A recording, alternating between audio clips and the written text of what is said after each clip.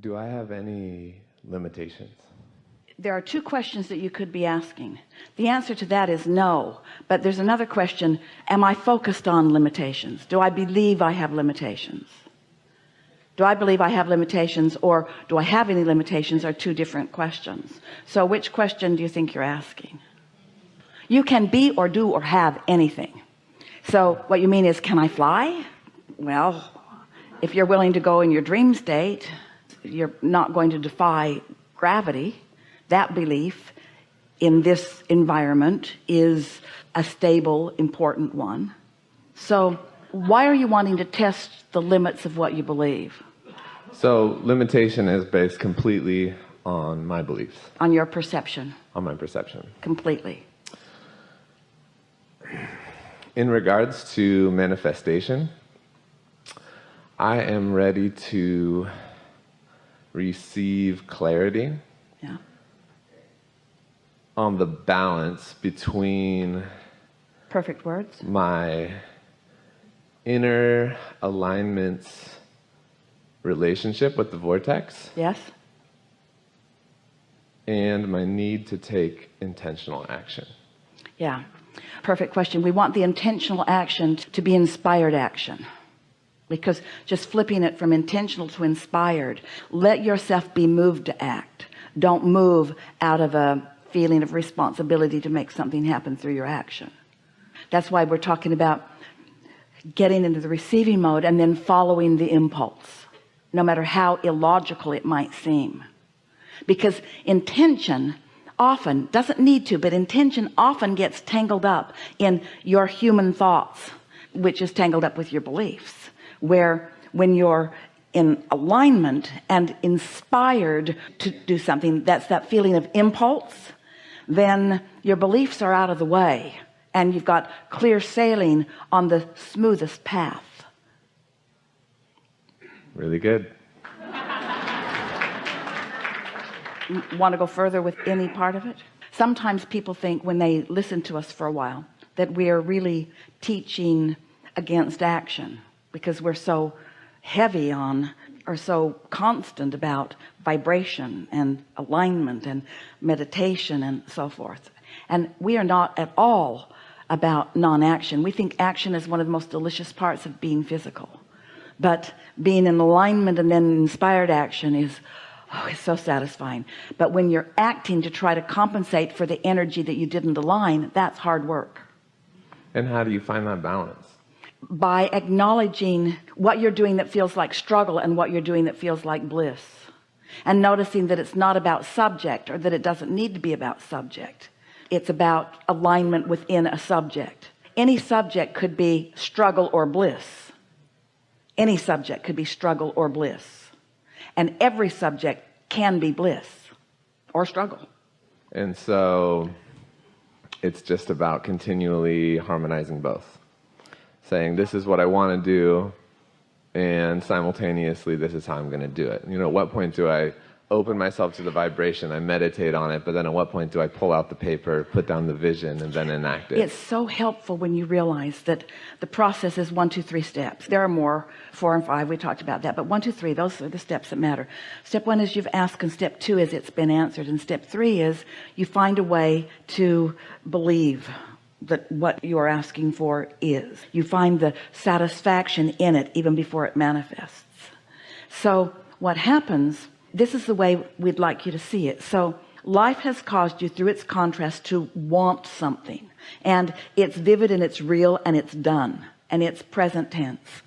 So now you can't really find that all the time, because as you say, you're human, and so you're not always a vibrational match to the vortex. You're actually more of a vibrational match to what's already going on.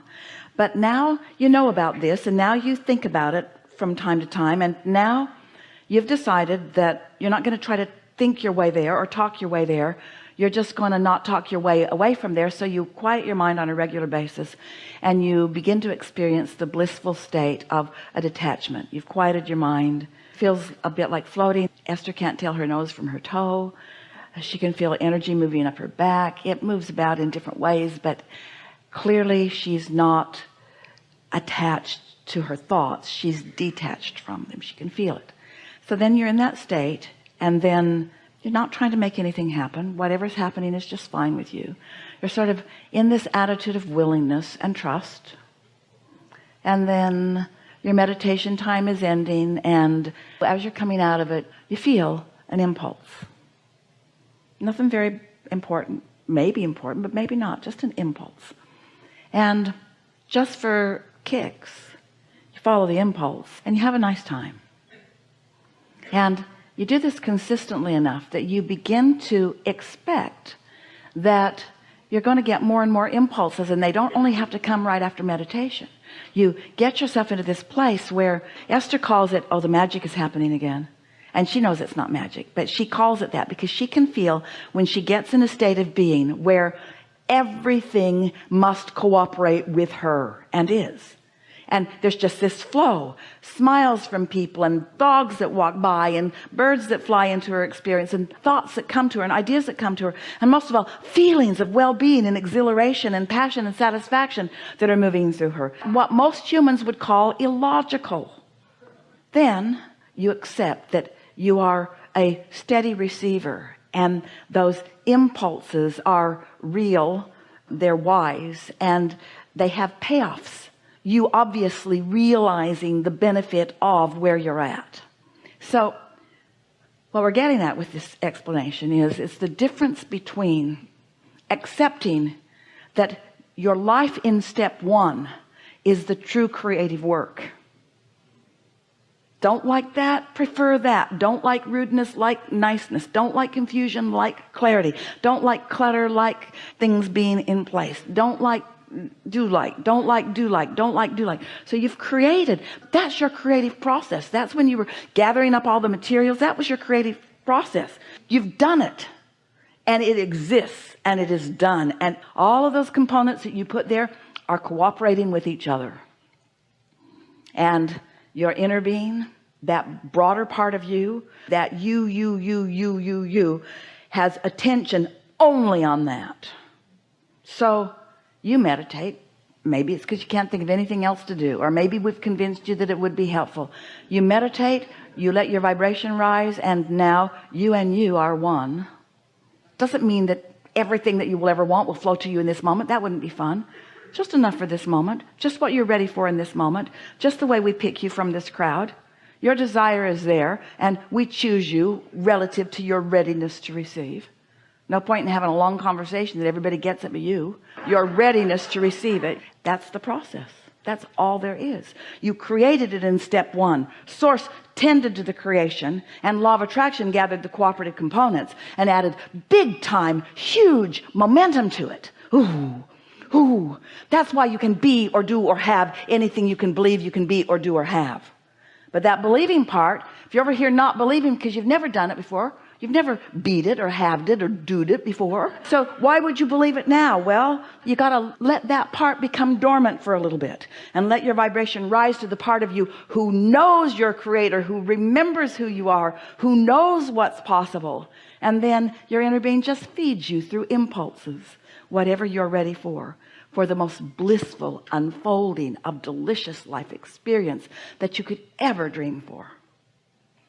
And can there be, as you go into that state where you feel it, you let it go, you let the intention match up with the vortex, and you feel that vibration, and you get the impulse, and you move towards it, can you move into action too strong there at you some go point? Yes, you can, but you'll feel it. You'll feel tension in that, because sometimes you'll be inspired and then you'll click into the old action part of what you usually do, but you'll feel it. You'll feel the strain. You'll get more and more sensitive to this as you play with it. But it's like riding a bicycle, a really worn out analogy. You don't get your balance until you get your balance, so you have to go for it. You have to just let yourself play with this until you feel it. So what this question is about is, how specific should I be about what I want? And we say, be as specific as you can be without feeling tension in it. Because if you start getting too specific, you'll feel tension in it, which means you're no longer helping. So that's when we say, step back into a more general place.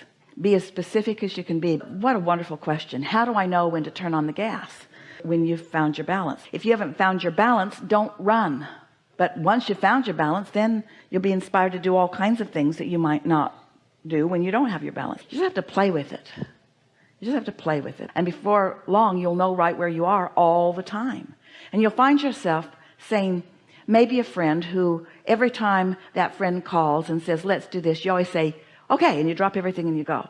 But this time you say I'll catch you later, because the impulse for balance is stronger than the influence from another. You see what we're getting at? And the people around you will just have to adjust to the new and improved and more balanced you.